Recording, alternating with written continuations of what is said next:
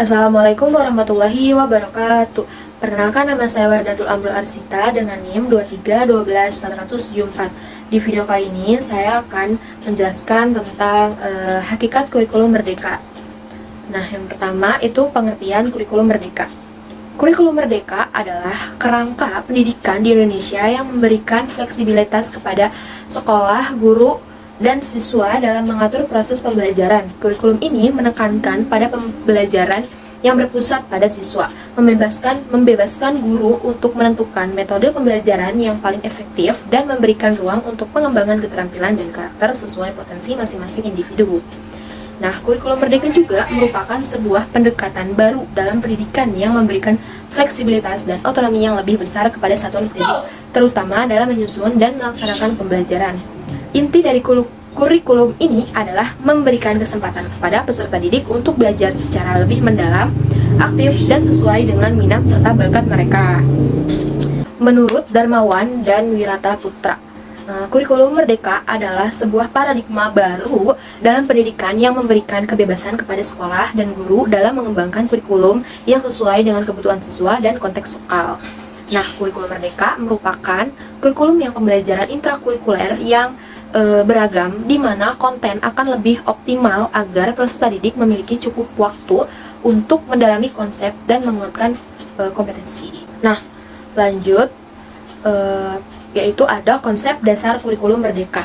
Kurikulum merdeka didasari pada beberapa konsep utama, yaitu yang pertama, kebebasan dan fleksibilitas. Nah, yang dimaksud dengan kebebasan dan fleksibilitas adalah yaitu sekolah dan guru diberikan kebebasan untuk menyusun kurikulum dan metode pembelajaran yang sesuai dengan kebutuhan siswa.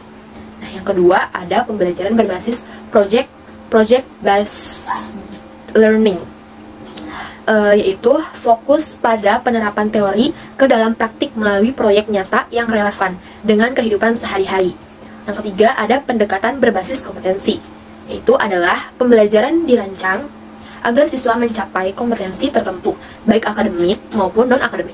Nah, selanjutnya ada penguatan profil pelajar Pancasila. Nah, penguatan profil pelajar Pancasila adalah untuk mengembangkan karakter siswa berdasarkan nilai-nilai Pancasila. Selanjutnya ada karakteristik kurikulum merdeka. Nah, karakteristik kurikulum merdeka yaitu yang pertama, berpusat pada siswa.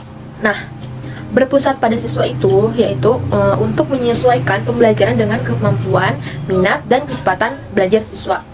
Kedua, ada fleksibel. Nah, fleksibel itu adalah guru dapat menyesuaikan bahan ajar dan metode sesuai dengan kebutuhan. Selanjutnya ada proyek pembelajaran. Nah, proyek pembelajaran ini berfokus pada pembelajaran yang mengaitkan teori dengan praktik nyata melalui project. Nah, selanjutnya ada diferensiasi pembelajaran. Nah, di setiap siswa dianggap unik dan pembelajaran disesuaikan dengan perbedaan ini. Nah, selanjutnya ada pengembangan karakter dan kompetensi abad 21. Nah, yang dimaksud kurikulum ini adalah untuk menekankan pengembangan karakter, berpikir kritis, kreativitas, dan bekerja sama. Nah, kurikulum merdeka juga disebut dengan kurikulum prototype. Kurikulum ini adalah kurikulum yang fleksibel. Nah, selain itu, kurikulum ini juga berfokus terhadap materi esensial, pengembangan karakter, serta kompetensi peserta didik. Salah satu karakteristik kurikulum merdeka untuk menerapkan metode pembelajaran yang lebih interaktif dan kolaboratif. Kurikulum merdeka juga dinilai lebih fleksibel dibanding kurikulum sebelumnya. Nah, artinya tenaga pengajar, peserta didik, dan sekolah lebih merdeka dalam melaksanakan kegiatan pembelajaran di sekolah. Kurikulum merdeka juga membebaskan pengajar untuk menggunakan perangkat ajar yang cukup banyak, mulai dari asesmen literasi, modul ajar, buku teks, dan lainnya. Kemdikbud juga mengeluarkan aplikasi Android serta website platform mereka mengajar yang bisa digunakan para pengajar sesuai dengan keperluannya. Kurikulum merdeka menginginkan pembelajaran yang bisa menumbuhkan perkembangan peserta didik secara holistik agar menjadi pelajar Pancasila dan siap menghadapi masa yang akan datang. Nah, selanjutnya ada tujuan kurikulum merdeka. Nah, tujuan kurikulum merdeka yaitu yang pertama, menciptakan siswa yang mandiri. Nah, menciptakan siswa yang mandiri itu adalah dengan cara mengembangkan kemampuan berpikir kritis, kreatif, dan mandiri. Yang kedua, ada menumbuhkan nilai-nilai Pancasila. Nah, menumbuhkan nilai-nilai Pancasila yaitu dengan menghasilkan siswa yang memiliki nilai-nilai sesuai dengan profil pelajar Pancasila. Nah, yang ketiga ada menyelaraskan pendidikan dengan kebutuhan zaman. Nah, yang dimaksud itu adalah untuk menyesuaikan pembelajaran dengan tantangan abad 25 yang termasuk dengan teknologi dan globalisasi. Nah, selanjutnya ada meningkatkan kualitas pendidik. Nah, tujuannya itu untuk memberikan ruang bagi inovasi, pembelajaran, dan meningkatkan kualitas pendidik di sekolah. Nah, selanjutnya ada latar belakang kurikulum Merdeka. Nah, kurikulum Merdeka lahir sebagai respon atas tantangan dan dinamika perkembangan dunia pendidikan global serta tuntutan dari masyarakat Indonesia. Nah, beberapa faktor yang melatar belakangi pembentukan kurikulum Merdeka di antara lain yaitu yang pertama, perubahan zaman dan teknologi. Nah, perkembangan teknologi dan digitalisasi mempengaruhi cara siswa belajar dan menuntut perubahan dalam sistem pendidikan. Nah, yang kedua, pandemi COVID-19. Nah, pas situasi pandemi yang mempercepat transformasi dalam pembelajaran daring dan memerlukan pendekatan yang lebih fleksibel. Yang ketiga, kebutuhan abad 21. Nah, munculnya tuntutan agar siswa memiliki kompetensi yang relevan dengan tantangan global seperti berpikir kritis, kreativitas, kolaborasi, dan komunikasi. Selanjutnya ada kebutuhan pembelajaran yang lebih bermakna. Nah, kritik terhadap pembelajaran yang terlalu teoritis dan kurang relevan dengan dunia nyata mendorong pembentukan kurikulum Merdeka ini yang lebih kontekstual dan praktis dibanding kurikulum sebelumnya. Nah, selanjutnya kita akan membahas tentang landasan atau dasar hukum kurikulum Merdeka. Nah, landasan atau dasar hukum kurikulum Merdeka di Indonesia didasarkan pada sejumlah regulasi yang menjadi pijakan legal dalam pelaksanaan dan pengembangan kurikulum. Nah, ini ada beberapa dasar hukum yang mendukung kurikulum Merdeka. Nah, yang pertama itu ada Undang-Undang Dasar 1945. Nah, pasal 31 Undang-Undang Dasar 1945 menyatakan bahwa setiap warga negara berhak mendapatkan pendidikan dan pemerintah wajib mengusahakan serta menyelenggarakan sistem pendidikan nasional. Nah, yang kedua itu ada Undang-Undang Nomor 20 Tahun 2003 tentang Sistem Pendidikan Nasional. Nah, undang-undang ini menjadi landasan utama bagi pengembangan seluruh kurikulum di Indonesia, termasuk kurikulum Merdeka ini. Nah, pasal 36 menyebutkan bahwa pengembangan kurikulum dilakukan dengan mengacu pada standar nasional pendidikan dan prinsip diversifikasi sesuai dengan potensi daerah dan serta peserta didik. Yang ketiga ada Peraturan Pemerintah Nomor 57 Tahun 2021 tentang Standar Nasional Pendidikan. Yaitu peraturan ini memberikan kerangka dan panduan tentang standar-standar yang harus dipenuhi dalam pelaksanaan pendidikan, termasuk kurikulum yang disusun berdasarkan kebutuhan peserta didik, masyarakat, dan perkembangan zaman.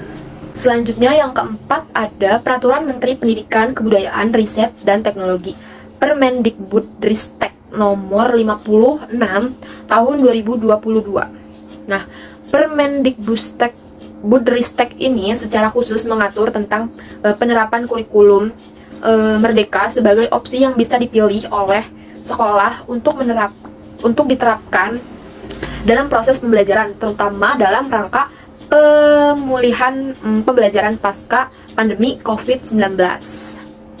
Yang kelima ada keputusan Menteri Pendidikan dan Kebudayaan Nomor 719 P2020 tentang pedoman implementasi kurikulum pada satuan pendidikan dalam kondisi khusus. Nah, aturan ini mengakomodasi pelaksanaan kurikulum Merdeka sebagai bagian dari langkah strategis untuk menangani tantangan pendidikan selama dan setelah pandemi dengan memberikan fleksibilitas dalam pelaksanaan pembelajaran. Nah, yang terakhir ada Peraturan Presiden Nomor 87 Tahun 2017 tentang penguatan pendidikan karakter. Nah, kurikulum Merdeka ini juga berlandaskan pada peraturan ini yang menekankan pentingnya pendidikan karakter sebagian dari pengembangan pelajar dan berkarakter sesuai dengan nilai-nilai Pancasila. Nah, dengan dasar hukum ini, kurikulum Merdeka dapat dilaksanakan secara legal dan didukung oleh pemerintah dalam rangka menciptakan sistem pendidikan yang lebih fleksibel dan responsif terhadap perkembangan zaman. Selanjutnya ada komponen kurikulum merdeka. Nah, komponen kurikulum merdeka dirancang untuk memberikan fleksibilitas berpusat pada peserta didik dan mendukung pembelajaran yang relevan dengan kebutuhan zaman. Nah, ini adalah komponen-komponen utama dalam kurikulum merdeka. Yaitu yang pertama ada capaian pembelajaran atau bisa disebut dengan CP. Nah, capaian pembelajaran adalah kompetensi yang diharapkan dapat dicapai oleh peserta didik pada setiap fase pembelajaran. Ini menggantikan kompetensi inti KI dan kompetensi dasar yaitu KD yang ada pada kurikulum sebelumnya. Nah, CP ini lebih fleksibel dan disesuaikan dengan perkembangan serta potensi peserta didik sehingga memberikan ruang untuk pendalaman materi sesuai dengan minat dan kemampuan masing-masing. Nah, yang kedua ada profil pelajar Pancasila. Kurikulum merdeka menekankan pengembangan karakter yang tercermin dalam profil pelajar Pancasila, yaitu ada 6 dimensi utama dalam profil pelajar Pancasila yang diharapkan menjadi outcome dari pembelajaran. Nah, yang pertama itu ada beriman dan bertakwa kepada Tuhan Yang Maha Esa serta berakhlak mulia. Yang kedua, kebinekaan global, Bhinneka Tunggal Ika. Yang ketiga, gotong royong. Yang keempat, mandiri. Yang kelima, bernalar kritis. Dan yang keenam, kreatif. Nah, selanjutnya, yang ketiga itu adalah proyek penguatan profil pelajar Pancasila, yaitu P5. Proyek ini merupakan bagian integral dari kurikulum merdeka yang dilakukan secara tematik dan kontekstual untuk menguatkan karakter serta kompetensi siswa sesuai dengan profil pelajar Pancasila. Nah, proyek ini berbeda dengan pembelajaran reguler karena menitikberatkan pada eksplorasi isu-isu yang nyata di sekitar peserta didik seperti lingkungan, sosial, dan budaya. Yang keempat ada struktur kurikulum. Struktur kurikulum dalam kurikulum merdeka mencakup mata pelajaran wajib, pilihan, dan kegiatan intrakurikuler serta ekstrakurikuler yang dapat diatur secara lebih fleksibel oleh sekolah. Nah, struktur ini mencakup dua aspek utama, yaitu intrakurikuler dan kegiatan proyek. Nah, intrakurikuler ini berfokus pada pembelajaran di kelas yang tetap mengacu pada capaian pembelajaran. Yang kedua, kegiatan proyek merupakan bagian dari pembelajaran berbasis proyek, di mana peserta didik belajar dari pengalaman langsung di lapangan atau dari proyek-proyek tematik. Yang kelima, ada pembelajaran berbasis proyek. Nah, ini yang project based learning. Nah, salah satu pendekatan utama dalam kurikulum merdeka ini adalah pembelajaran berbasis proyek. Metode ini mendorong siswa untuk mempelajari suatu topik melalui penyelesaian proyek yang menuntut keterlibatan aktif mereka dalam berpikir kritis, kolaborasi, dan kreativitas. Yang keenam ada asesmen pembelajaran. Asesmen dalam kurikulum merdeka berfungsi untuk menilai perkembangan peserta didik secara holistik. Nah, termasuk aspek kognitif, afektif, dan psikomotorik. Ada dua jenis asesmen yang diterapkan, yaitu asesmen formatif dan asesmen sumatif. Asesmen formatif dilakukan secara berkelanjutan selama proses pembelajaran untuk melihat perkembangan siswa dan menyesuaikan strategi pembelajaran. Nah, kalau asesmen sumatif yaitu dilakukan pada akhir periode untuk mengukur sejauh mana siswa telah mencapai capaian pembelajaran. Nah, terakhir yaitu ada pengelolaan dan fleksibilitas waktu. Kurikulum merdeka ini memberikan kebebasan bagi sekolah untuk mengelola waktu pembelajaran sesuai dengan kebutuhan dan konteks lokal. Pengaturan waktu belajar dapat lebih fleksibel dan disesuaikan dengan tema pembelajaran atau proyek yang sedang dilakukan. Nah, dengan adanya komponen-komponen ini, kurikulum merdeka diharapkan mampu menciptakan sistem pendidikan yang lebih responsif, inovatif, dan mampu menghadapi tantangan global. Jadi, komponen kurikulum merdeka ini, yaitu komponen kurikulum, diibaratkan sebagai anggota tubuh yang tidak dapat dipisahkan, serta akan selalu berkaitan. Nah, komponen dasar kurikulum adalah tujuan yang menjadi sasaran utama, perlu atau tidaknya sebuah proses pendidikan. Nah, fungsinya menjadi acuan bagi komponen yang lain. Menurut Standar Nasional Pendidikan, tujuan kurikulum dinamakan standar kompetensi lulus. komponen kurikulum selanjutnya adalah isi atau materi yang berfungsi untuk mewujudkan tujuan kurikulum. Pada Standar Nasional Pendidikan, isi atau materi ini dinamakan standar isi. Nah, komponen selanjutnya yang termasuk komponen kurikulum merdeka adalah proses atau pengalaman, yang dimana ini merupakan tindakan untuk mencapai tujuan. Nah, proses atau pengalaman memunculkan konsep software dan hardware pada Standar Nasional Pendidikan. Nah, proses atau pengalaman ini diatur dengan standar proses. Komponen selanjutnya adalah evaluasi. Sederhananya, evaluasi berfungsi untuk mengukur ketercapaian tujuan serta efektivitas proses pendidikan. Nah, selanjutnya ada perbandingan kurikulum merdeka dengan kurikulum sebelumnya, yaitu kurikulum 13 atau K13 atau KTSP dan KBK. Nah, yang pertama kita mulai dari kurikulum merdeka. Nah, kurikulum merdeka itu tuh berfokus pembelajaran berbasis proyek, fleksibilitas, dan diferensiasi pembelajaran. Terus, pengembangan karakter sesuai dengan profil pelajar Pancasila. Selanjutnya, memberikan keluasan kepada sekolah dan guru dalam memilih metode dan materi yang relevan dengan kebutuhan siswa. Nah, struktur pembelajaran kurikulum merdeka itu capaian pembelajaran CP itu menggantikan KD dan KI. Yang kedua itu proyek penguatan profil pelajar Pancasila, yaitu P5, dan serta fleksibilitas dalam pengelolaan waktu dan metode pembelajaran. Nah, penilaian kurikulum merdeka itu yang pertama, asesmen formatif lebih dominan membantu proses belajar siswa. Nah, yang kedua, penilaian akhir dilakukan secara sumatif, tetapi dengan fokus pada pencapaian kompetensi siswa secara keseluruhan, bukan hanya pada nilai ujian. Nah, karakter utama kurikulum merdeka yaitu satu, lebih fleksibel. Guru bebas memilih materi dan metode. Yang kedua, fokus pada kemampuan kritis, kreativitas, kolaborasi, dan kemandirian. Yang ketiga, penguatan karakter melalui proyek P5. Nah, yang kedua itu kurikulum 2013 atau K13. Nah, kurikulum 2013 ini lebih berfokus untuk menekankan pendidikan karakter dan pengembangan potensi siswa. Integrasi mata pelajaran dengan nilai-nilai moral, sosial, dan budaya. Serta penggunaan pendekatan ilmiahnya. Yang ketiga, penggunaan pendekatan ilmiah. Nah, struktur pembelajaran kurikulum 2013 itu yang pertama, kompetensi inti KI dan kompetensi dasar KD sebagai dasar pengembangan materi dan penilaian. Yang kedua, menggunakan pendekatan tematik integratif terutama di sekolah dasar. Nah, penilaian kurikulum 2013 yaitu yang pertama, penilaian menggunakan pendekatan berbasis proses.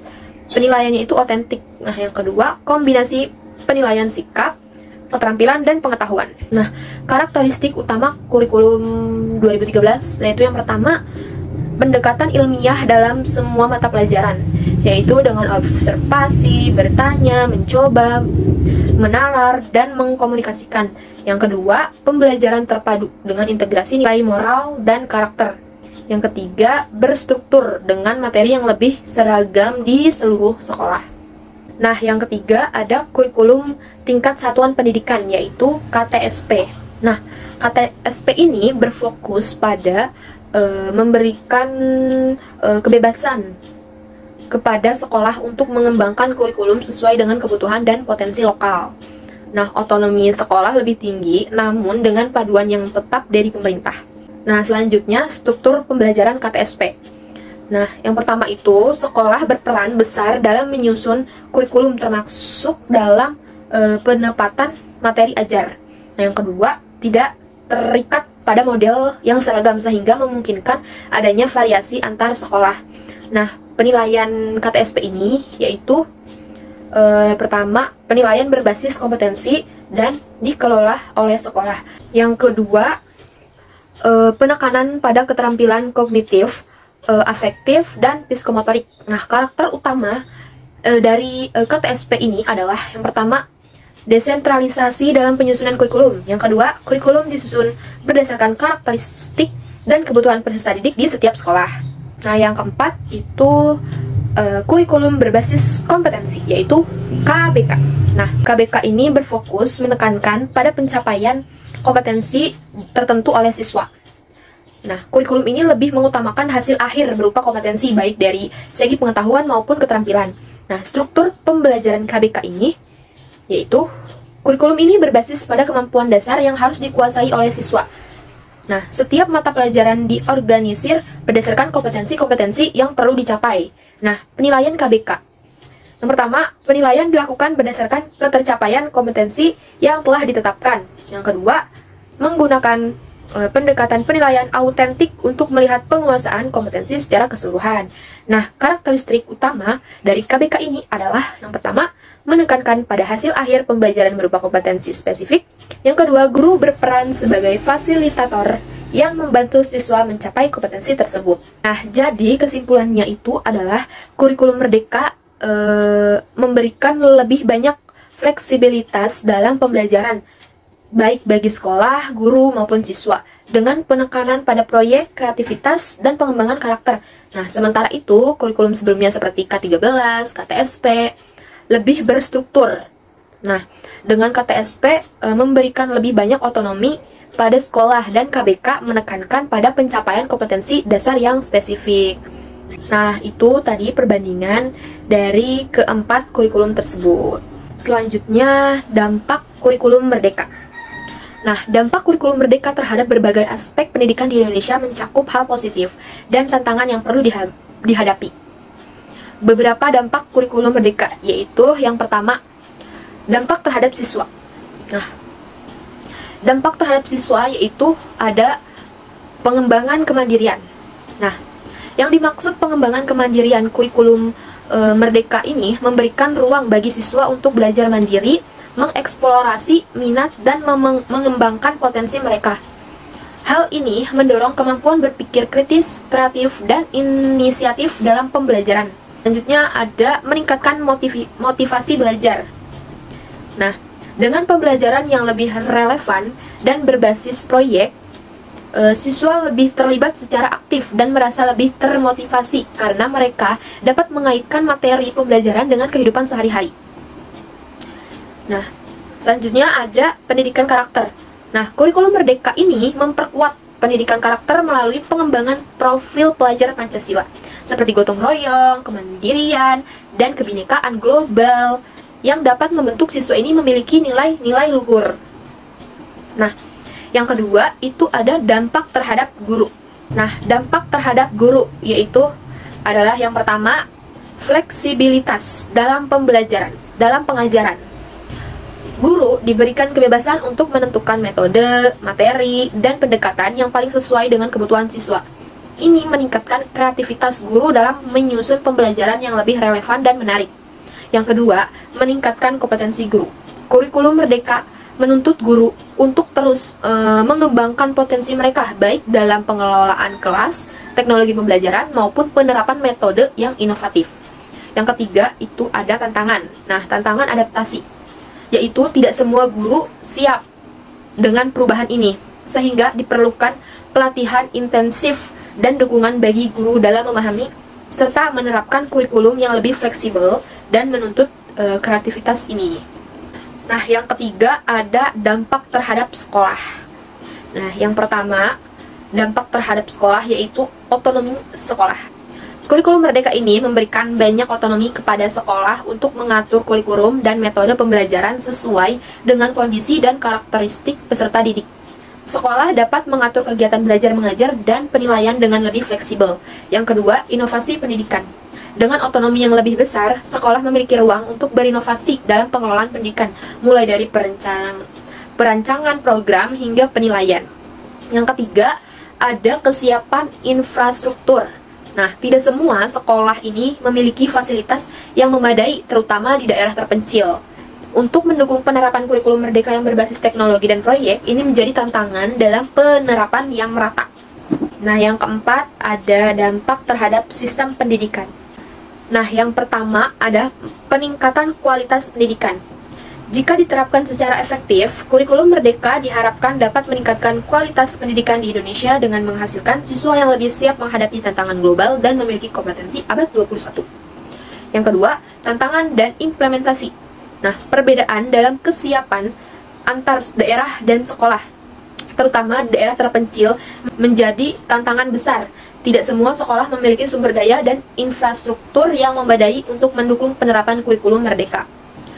Nah, yang ketiga, asesmen yang lebih holistik.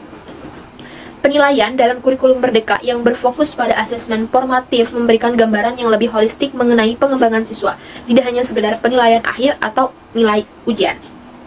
Nah, yang kelima ada dampak terhadap orang tua. Yang pertama, partisipasi orang tua. Orang tua diharapkan lebih terlibat dalam mendukung pembelajaran anak mereka di rumah, terutama karena pendekatan pembelajaran yang lebih fleksibel dan berbasis proyek. Yang kedua, peningkatan tanggung jawab. Kurikulum merdeka menuntut orang tua untuk lebih proaktif dalam memantau perkembangan anak dan mendukung kebutuhan anak di luar lingkungan sekolah, baik secara emosional maupun dalam menyediakan fasilitas belajar. Nah, yang keenam, dampak terhadap pendidikan karakter.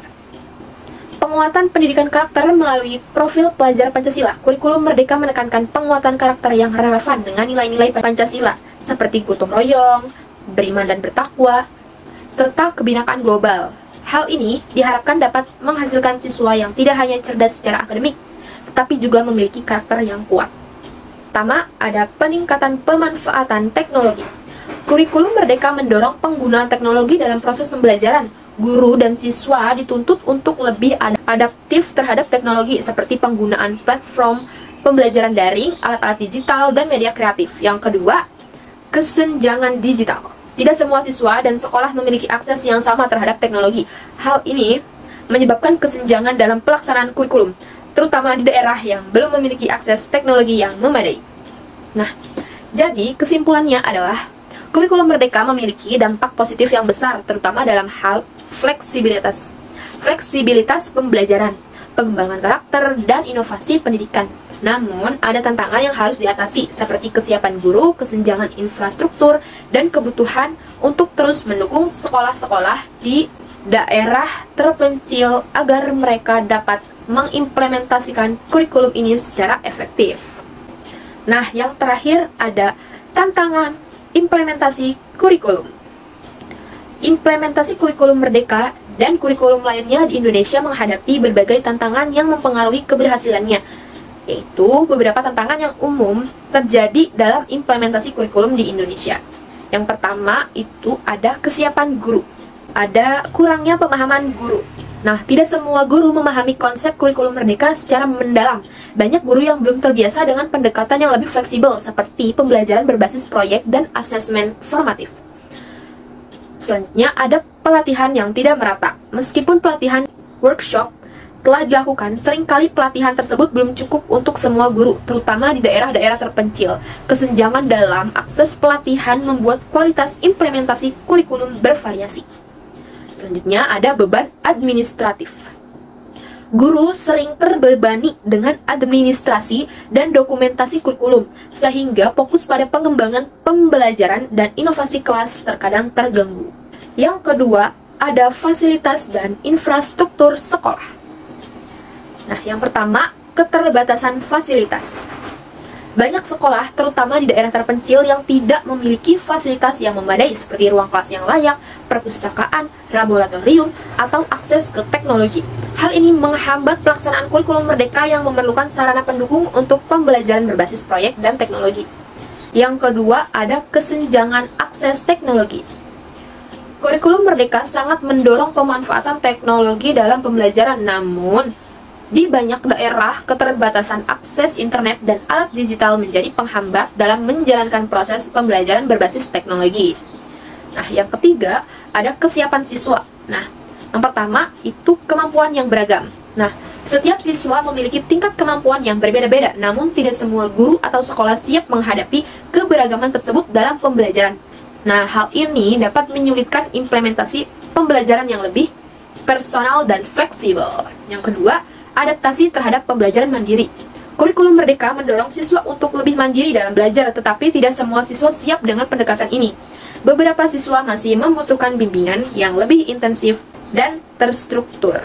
Nah, yang keempat ada keterlibatan orang tua.